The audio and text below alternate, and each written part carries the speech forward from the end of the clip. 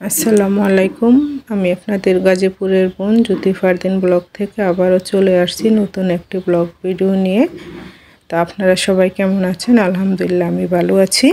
তো দেখতেই পাচ্ছেন আপনাদের ভাইয়া বাজার থেকে গরুর মাংস নিয়ে আসছে। তো মাংসগুলো রান্না করার জন্য এখন আমি মশলাগুলো বেটে নিচ্ছি শিলপাটায়।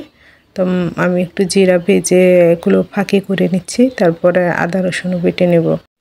তো যারা আমার ভিডিওটি দেখেন, লাইক করেন, কমেন্ট করেন, সকলকে জানাই আমার ভালোবাসা।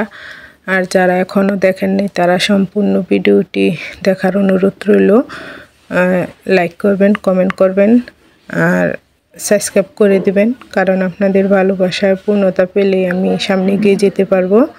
আপনারা পাশে থাকবেন, আমার জন্য দোয়া করবেন। তো এখন আমি মাংসের তরকারিটা বসিয়ে দিচ্ছি চুলায়, লাকড়ির চুলায়। তো দেখতেই পাচ্ছেন প্রথমে গরম মশলাগুলো দিয়ে নিচ্ছি, আমাদের গাছের গরম মশলা।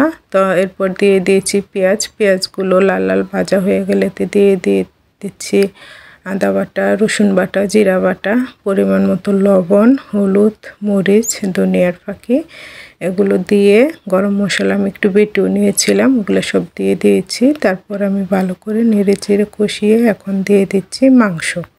আমরা গ্রামের মানুষ, তাই জালটা একটু বেশি খাই, তাই মরিচের ফাঁকিটা আমি একটু বেশি ব্যবহার করি মাংসে। আর মাংসের সাথে আজকে আমি দিব নতুন আলু, বাজারে নতুন আলু উঠেছে। তো নতুন আলু দিয়ে গরুর মাংস খেতে খুবই পছন্দ করে আমার ছেলে, তাই আমি মাংসের সাথে নতুন আলু দেব আজকে।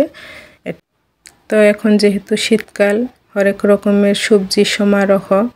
এখন যত শাক সবজি, ফুলকপি, পাতাকপি, নতুন আলু এসব দিয়ে যত রান্না, আর হচ্ছে গিয়ে পিঠা। এখন কিন্তু নবান্ন উৎসব চলতেছে আর বাহারি পিঠার সমারোহ, তাই আজকে আমিও তৈরি করব।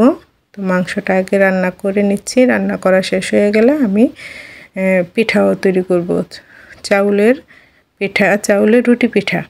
তো এরপর আমি মাংসতে দিয়ে দিলাম আলুগুলো ভালো করে কষিয়ে এখন আমি দিয়ে দিচ্ছি একটু জিরা ফাঁকি। এতে দেখা যায় যে ফ্লেভারটা অনেক ভালো আসে। আর এখন আমি আর একটু নেড়ে চেড়ে কষিয়ে তারপরে দিয়ে দেব ঝোল। শুধু যে আমরাই পিঠা খাই তা না, এখন কিন্তু সারা বাংলাদেশ জুড়েই পিঠার সমারোহ। শীতকালটা আসলে মানুষ পিঠা পুলিটা একটু বেশিই খায়। তো এই দেখেন আমি মাংসটা কষিয়ে নিয়েছি, এখন দিয়ে দিচ্ছি ঝোল পরিমাণ মতো। তো মাংসের কালারটাও খুব সুন্দর এসেছে।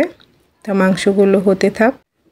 যদি আপনাদের ভালোবাসায় আমি সামনে আরও এগিয়ে যেতে পারি, যারা আমার সাথে জুড়ে রয়েছেন তাদেরকে অবশ্যই সাথে নিয়ে আমি সামনে এগিয়ে যাব। আর আমার ব্লগ ভিডিওতে আরও আপনারা দেখতে পারবেন নতুন নতুন পিঠা তৈরি, আমার জীবনের গল্প, আমার চলাফেরা, আমার সংসারের কাজ, আমার সন্তান, এদেরকে নিয়ে কিভাবে আমার জীবন সংসার কাটে, এসবের গল্প আপনাদেরকে দেখাবো, শোনাবো, আপনাদের মাঝে শেয়ার করব।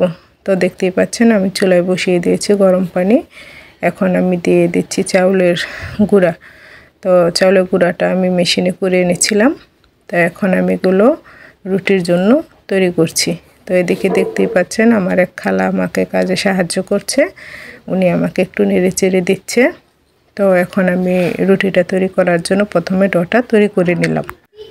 তো রুটি তৈরি করার জন্য আমি যে ডোটা তৈরি করেছিলাম ওগুলো ভালো করে হাত দিয়ে মেখে ডলে এগুলো সুন্দর একটা গোল বলের মতো করে নিয়েছি। এগুলো দিয়ে আমি এখন রুটি তৈরি করব। তো দেখতেই পাচ্ছেন আমি প্রথমে রুটিগুলো বেলে নিচ্ছি। চাউলের গুঁড়া দিয়ে রুটি এগুলো একটা একটা করে আমি তাওয়ায় দিয়ে সুন্দর করে ছেঁকে নিচ্ছি। আর রুটি যেন না পড়ে সেজন্য চুলার আঁচটা খুব কমিয়ে দিয়েছি, নাহলে রুটিগুলো দেখা যায় যে পুড়ে যায়। আর চাউলের রুটি পুড়ে গেলে হয়তো খেতে খুব একটা মজা লাগে না। তো আমার রুটিগুলো তৈরি করা হয়ে গেছে, মাংস রান্নাও শেষ। তো দেখতেই পাচ্ছেন চাউলের রুটিগুলো সুন্দর ধবধবা সাদা, আর মাংসের কালারটাও খুব সুন্দর এসেছে, লাল লাল কালার। মাংসতে একটু মরিচের ফ্লেভার, জাল বেশি না হলে মাংসটা খেতে ভালো লাগে না। যারা জাল পছন্দ করেন তারাই চাউলের রুটি দিয়ে মাংস এভাবে রান্না করে খেয়ে দেখবেন, খুবই ভালো লাগে। তো আবারও চলে আসব নতুন কোনো ব্লগ ভিডিও নিয়ে। আজকে এ পর্যন্তই। ভালো থাকবেন। আল্লাহ হাফেজ।